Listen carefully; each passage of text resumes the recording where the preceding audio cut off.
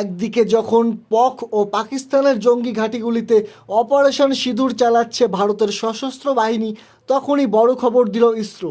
ভারতের মহাকাশ গবেষণা সংস্থা জানালো আকাশেও খেল দেখাচ্ছে ইসরোর স্যাটেলাইট। যে সে খেল নয়, একেবারে স্যাটেলাইট ডগ ফাইট। মানে চন্দ্রযান 3 থেকে আদিত্য L1 মহাকাশেও ভারতের আধিপত্য জারি রয়েছে।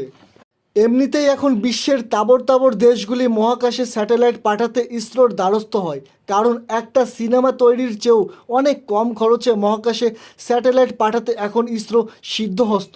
এবার সেই ইসরোর মহাকাশে এমন কীর্তি গড়ল যা দেখে পাকিস্তান তো বটেই, ভয় পাচ্ছে চীনও।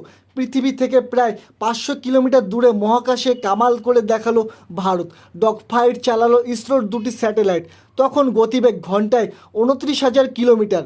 এর আগে মার্চ মাসে চীনা জোড়া স্যাটেলাইট এই কীর্তি করে দেখিয়েছিল। তখন আমেরিকা একে মহাকাশে যুদ্ধাভ্যাস বলে দেখে দিয়েছিল। কি এই স্যাটেলাইট ডগ ফাইট? শুনতে সহজ লাগলেও আসলে অত্যন্ত জটিল বিষয়।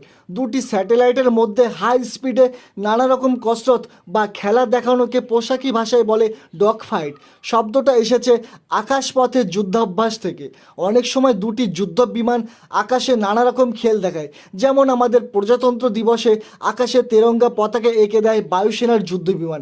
এটা অনেকটা সেরকম নিয়ন্ত্রিত উপায়ে আকাশে একে অপরের সঙ্গে নানা রকম খেল দেখায় দুটি স্যাটেলাইট। কখনো কখনো একে অপরের দিকে তীব্র গতিতে ছুটে যায়, আবার খুব কাছে গিয়েও ধাক্কা না দিয়ে ফিরে আসে।